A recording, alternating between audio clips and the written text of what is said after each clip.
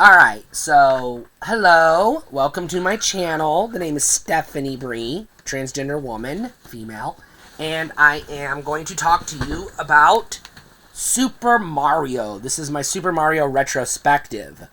I'm going to mostly stick to the mainline named or numbered or subtitled Mario games, but I might also, as I go along, briefly touch upon some of the, the spin-offs and other things of that sort.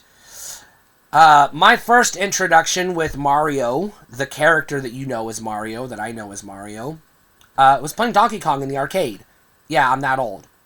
The NES, I was born in 82, so I'm not old enough to remember when Donkey Kong was new, obviously, but I'm old enough to remember when arcades were still a thing in the late 80s, and Donkey Kong was one of the big machines that you found in almost every game room that you came across. Mario Brothers was more rare, and the NES was something I didn't get an NES until 88.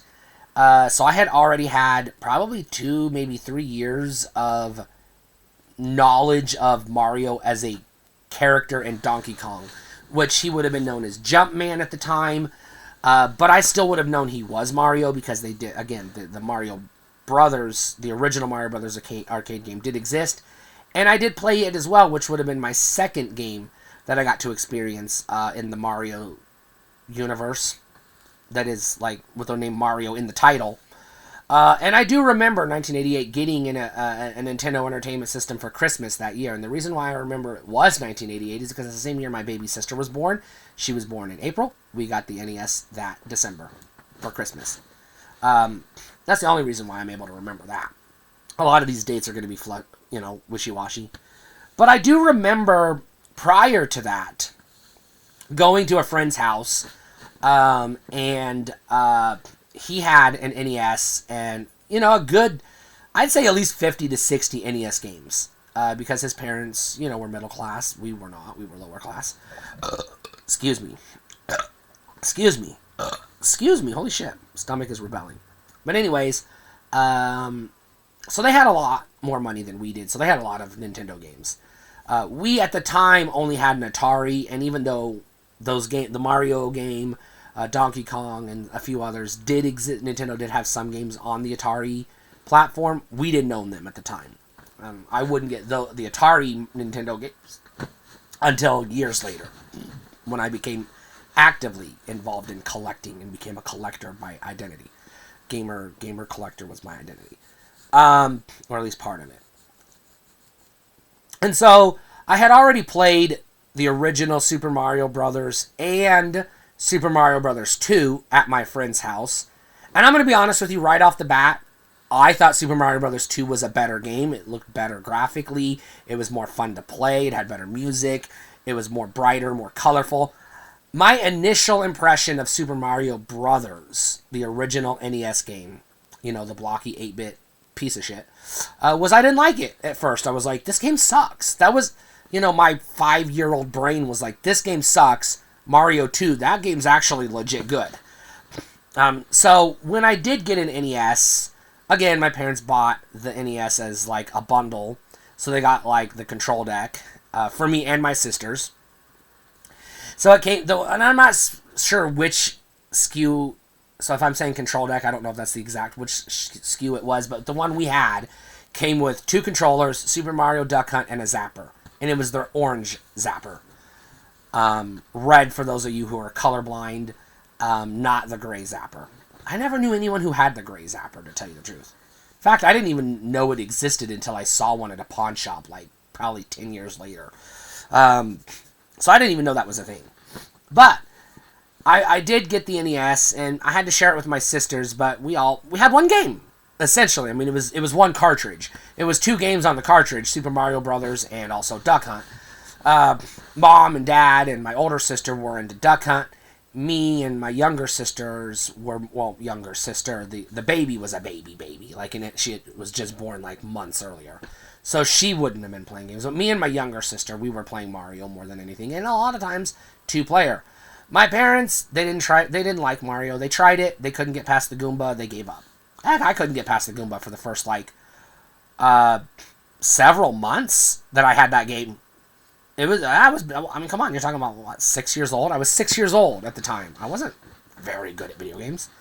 But around this time, they did start showing the Super Mario Brothers Super Show television program on TV, whatever network it was. And so I was starting to watch Mario as a cartoon character. And so I was already into Mario, the universe, the character, the video game. And again, I would rent Super Mario Brothers 2 every chance I got, which wasn't very often, because I really liked that game. I had fun playing that game. I did not have fun playing Mario Brothers, but it was like, hey, what else is there to do? You know, because it took us a whole nother 6 months before we got our second and third cartridge for the system, which would have been Xyz by Hudson Soft, XCXYZ, and Friday the 13th, infamously by LJN. 2 games that were different from Super Mario Brothers, but not necessarily better or more fun. So I spent a lot of time just playing Mario Brothers and not really having fun with it, but it was like, hey, what else is there to do, you know? We still had the Atari and those old games, but they looked really old compared to the NES, even though it was only like one generation after it, and they were basically running the same, almost identical CPU. I didn't know that at the time. I didn't know shit about computers at the time. I was 6 years old. Come on, what do you expect from me? But anyways, and then I actually did end up getting a used copy of Super Mario Bros. 2 at some point, and playing the shit out of that game because it was an actual fun Mario game. No shade at anybody who loves the original Mario game, but let's be real, it sucks. It does. It's not a good game. It's a 2.5 out of 5 stars. Let's be honest with ourselves. Its nostalgia and the historical significance is the only reason why we give that game any attention today. So let's brush that aside. So then I was starting to watch the cartoon, and the cartoon was more based on Mario Brothers 2, which we're not even going to get into the story. You already know this. God damn it. We don't need to bring it up. But you know, I was more into Super Mario Brothers 2, so I was happy that the cartoon had more of a Super Mario Brothers 2 vibe than a Super Mario Brothers vibe, because what would it have been? Just them stomping Goombas? What else are you going to do? Nothing, because that game sucks. I'm sorry, it just does, and you've been lied to your entire life. But then, like everybody else, I saw the commercial with the kids chanting his name, Mario, Mario, Mario, and I bit the bug bit me. I wanted Super Mario Bros. 3 so bad. Super Mario Bros. 3 was the very first time in my entire life my parents bought us anything software related that was brand new. This includes movies on VHS, because we just got our VCR the year before. We got our VCR in '89, the year after we got the NES. So we didn't even have a VCR when we first got our NES. You know, like I said, we were poor. And VCRs were still expensive at that time. People forget this, you know, because everybody's like, oh, I had a VCR in '84, and we went to Blockbuster Video every day. And I'm like, good for you, rich kid. Shut the fuck up. Fucking rich kids. Shut the fuck up. Anyways, and then I did. I got Super Mario Bros. 3, and my life was over. My life was just like, this is it. This is what I do now. I play Super Mario Bros. 3. I don't need friends. I don't need school. I don't need sports. I just need this game in my life, and that's all I wanted. And that's all I did was play that game. A friend of mine had a Game Boy around this time, and he let me play Super Mario Land. I thought the game was stupid. I was like, "What? It's black and white. The graphics are puny. Gross. Get this out of my hands. I don't want to touch this thing. I feel like I'm going to get a germ or something, a computer virus or something." I was instantly hostile towards the Game Boy. My very first time playing the Game Boy. At like 7 years old, I was like, "This thing is dumb. Why does everybody want one?" I didn't want one. I would have been, if my parents had bought me one, I would have probably played Tetris or maybe Ninja Turtles or something. But I wasn't sold on just Mario Brothers. That didn't sell me. Now, I'm going to clarify that. Just sidebar. I've never been into handheld or portable gaming entirely in my life anyways. So I've just never had any interest in handheld systems And I know what you're going to say. I'm a Sega nerd. I talk about Sega all the time. I've done videos on it. No, I had no interest in the goddamn Game Gear either. Now, from a technological standpoint and a software standpoint, I'll tell you the Game Gear is the better system. That's the end of my sidebar. But I wasn't interested in Super Mario Land. But then we got two announcements that really rocked my world. Announcement number one, they were actually making a live-action Super Mario Brothers movie. Now, we already had the accompanying cartoon, Super Mario Brothers, or The Adventures of Super Mario Brothers 3, to go along with the game, which I was watching that cartoon and playing the game regularly, and also buying the toys from McDonald's every chance I could get. And then there was the announcement that there's a new system coming out, a Super Nintendo. Now, the year was 1992, which would have been a year after the SNES came out. I really started to put the pressure on my parents to buy me an SNES, because by that time, I had already gotten pretty well into The Legend of Zelda, and I was like, I really wanted, because it was featured in one of the commercials for sell Super Nintendo, was Legend of Zelda, A Link to the Past, and that game looked amazing in the commercial. And then there was also Super Mario World in the other commercial, and I was like, oh yeah, the Super Nintendo, I want one. So that Christmas 92, my mom put a Super Nintendo on layaway at wherever it was, Walmart, Kmart, I don't know. But my older sister found the receipt. And because she found the receipt and told us kids what we were getting for Christmas, Mom canceled the layaway and did not give us a Super Nintendo Christmas 92. Christmas 93 came and went, no Super Nintendo. But we did get some more NES games. And I had a friend in school who was really trying to sell me on the Sega Genesis.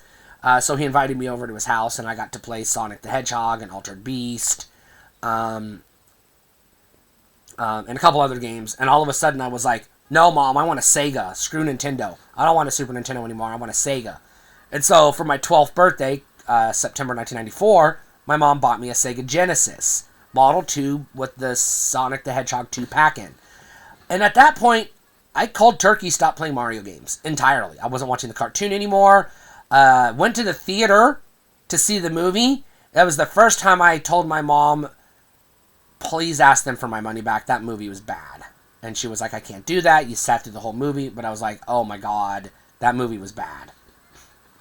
I didn't like it upon first viewing. I was like, what the fuck am I watching? It took me a while for me to warm up to that movie, but we'll get there. That's another video for another day.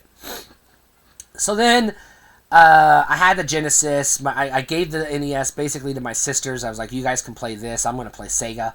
So I had the Sega. I kept it in my bedroom, and I was having a lot of fun. But then I kept going to other friends' houses, and they were playing Super Mario World, and I was like, oh yeah, I forgot. That game's actually fun.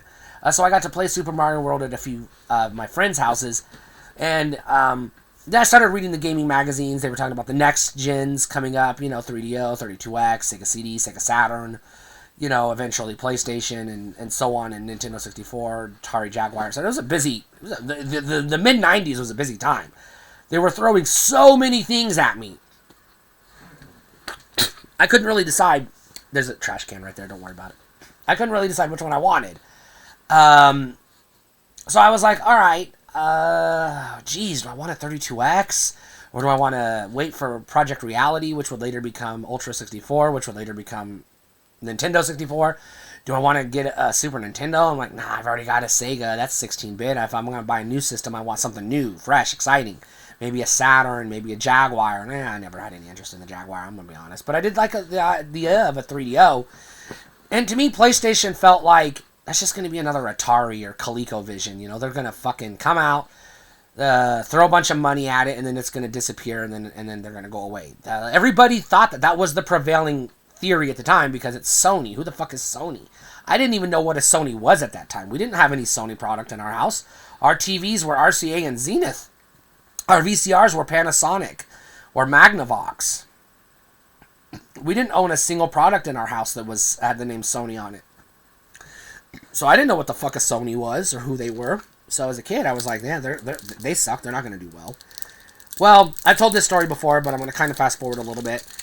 September 96, I put the SNE or the N64 on layaway, picked it up, went to the pawn shop with my dad, Decided I didn't want this N64 anymore because because they had a drum set there. They also had a Super Nintendo there. Took the N64 back to the Kmart, got my money back, took that money to the pawn shop, got an SNES with Super Mario World. That is the long story of how I got to Super Mario World.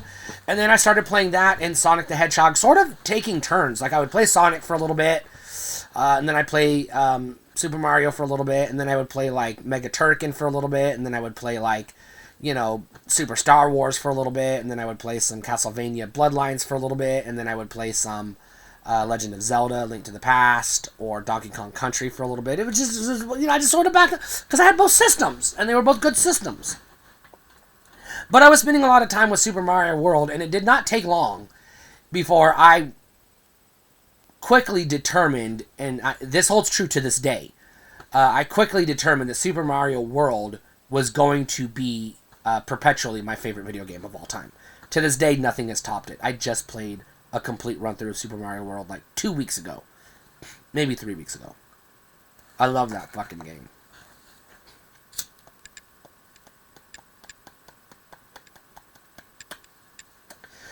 So from 96 to 2000, all I had was the SNES, the Genesis, and, the old Atari stuff. So for Mario games around this time, I had Super Mario All-Stars, Mario 1, 2, and 3 on the NES, Super Mario World on the SNES, and Super Mario Kart on the SNES. I didn't have any of the spin-off games, but again, September 2000, for my 18th birthday, I finally did buy a Nintendo 64 and a Sony PlayStation the same day, because by that time Sony had proven that, they're sticking around. And so I wanted one because, by then, I desperately wanted to play Final Fantasy VII, but that's a whole other story. So then I got to play Super Mario 64 for the first time, and even though it was 4 years old at the time, I was still blown away. I was like, holy shit, this is fucking gaming. This is how you make a video game, people.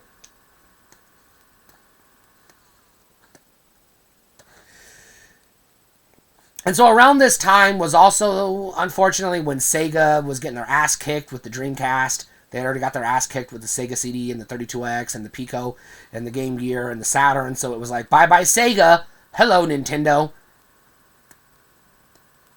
So a couple years later, I got a GameCube, and one of the first games I picked up, Super Mario Sunshine. Now, there were not any other mainline Mario games on the N64, but I did pick up a couple of spin-offs. I picked up Mario Party and Mario Party 2 on the N64, Mario Kart 64, and then I went back and picked up Super Mario RPG for the Super Nintendo and played the shit out of that game. Bought Paper Mario, took it home, booted it up, played it for an hour, took it back to the game store and said, give me my money back, this is a piece of shit. Had no interest in Paper Mario, moved on. A year into owning the GameCube, I was fully committed to the GameCube because at that point, I was desperate to not let Nintendo go out of business because I didn't want what happened to Sega to happen to them. So I bought a Game Boy Advance and a whole bunch of games on the Game Boy Advance, including the various Mario Advance titles, 1, 2, 3, and 4, the e-reader and all the cards. And started playing those. I also bought Super Mario Bros. Classic on the GBA. Got a Nintendo DS. Didn't play Sunshine. I forgot to mention that. Didn't like it. I didn't take it back to the game store. I kept it for a while because I just kept trying to go back to it, but I never could get into it. I never could get into Luigi's Mansion or Animal Crossing either, so suck it. But I was finding other games to enjoy around that time. Mortal Kombat, Deadly Alliance, Dr. Muto, Harvest Moon, A Wonderful Life, Metroid Prime, and dozens of others. Too many to count. But I was still having fun with Mario. So I ended up getting a Nintendo DS on launch day. Very first time I ever bought a console on launch in my entire life. Or at launch in my entire life. Gaming system. It was a handheld, so I don't really count it as a console. But I did buy the DS at launch. I ended up getting Super Mario 64 DS and later new Super Mario Bros. DS. Ended up having a whole lot of fun with both of those games. But more fun with new Super Mario Bros. Than I did Mario 64 DS.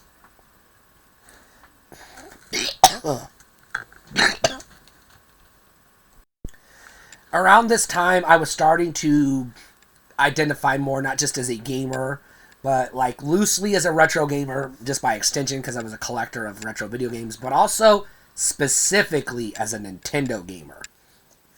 And so I was picking up tons of games for the GBA. I picked up a Super Game Boy for the SNES and a bunch of Game Boy games to play on it. I got the Game Boy Player for the GameCube and got a bunch of games for it. And so by this time, I was really like all in on Nintendo. So again, I bought my first home console at launch, the Nintendo Wii. And it didn't take me long to start getting Mario games for it as well. I got new Super Mario Brothers Wii. I got Mario Galaxy, Mario All-Star Collection or whatever it was called on the Wii, and tons of other games. I went all in for the first year or so of the Wii, and I ended up with about 60 plus Wii games by the time I lost interest in it. So like for the first 2 years, the DS and the Wii were doing me good. I was having a lot of fun. But I also started to get into PC gaming and retro PC gaming at this time, and I wasn't having as much fun. So I sold the Wii and all of my retro consoles, not just the Nintendo consoles, but the PlayStation, the Segas, everything, and started focusing on other areas of my life. But I did still want to play video games. And I was starting to figure out that emulation alone and PC gaming wasn't enough, so I ended up buying a Wii U. I bought the Wii U Deluxe, $450 model that came with a game bundle, 2 games bundled in actually. It was it came with New Super Mario Brothers U, New Super Mario Brothers. Actually, it was 3 games because it was New Super Mario plus Luigi U, but it was one. It was like one bundle, so it was like 2 discs, 1 bundle. And then there was Nintendo Land. I promptly that same day took Nintendo Land to the game store, said, "Give me what you'll give me for it." Took the credit, got something else, went home. Was happy to get rid of that game, but didn't even open it. I wanted to get the maximum credit for it. I had no interest in it. So I did end up playing Super Mario 3D World on the Wii U. Loved it. Ended up playing New Super Mario Brothers U and New Super Luigi U on the Wii U. Ended up getting NES Remix 1 and 2 and Super Mario Maker. Also for the Wii U. Stood in line to pre-order a Nintendo Switch so I could have one at launch day, and I ended up buying Super Mario Odyssey as soon as it was available. I also distinctly remember buying the Super Mario 3D All-Star Collection, the 50th, 40th anniversary, whatever it was, a few years ago, when they had that. Where they had that bundle that was Mario 64 HD, Mario Sunshine, and Galaxy HD. Now, I skipped over Galaxy entirely on the Wii. I played it a couple of times at a friend's house. Didn't like it. Couldn't get into it. Hated the waggle controls. Never even bothered to play Galaxy 2 because I hated the first one. So I was like, why even fucking waste my time? But I did get Galaxy on the Wii, or Galaxy 2 on the Wii U. I think it was Galaxy 2 that was released on the Wii U. Whichever one was available for download that brief time it was available. I bought whichever one it was. Tried it. Didn't like it, but it was too late. But it is whatever. Loved Odyssey, couldn't get enough of it. But 2020, I lost my job, lost my house, had to move, and have not really financially recovered since. So I had to sell all my video games, including my Switch and everything else, just to survive. And I've never really financially recovered since. I've sort of stopped collecting video games, so I haven't played Mario Wonder or anything else. I did see the Super Mario Brothers, the recent Super Mario Brothers movie, the CGI animated one. Watched it with my girlfriend. We both had fun. It was that was a fun movie to watch. But that's where I am right now. Currently, I still love Mario. I think he's a great character. I think they end up having some great games. I skipped over the Paper Mario games because I'm not into Paper Mario. I skipped over the Mario Party games because it's Mario Party, and I never got into the Mario Sports games, and I don't really like Mario Kart, so I don't even talk about it. So there it is, my Super Mario retrospective. Stay cool.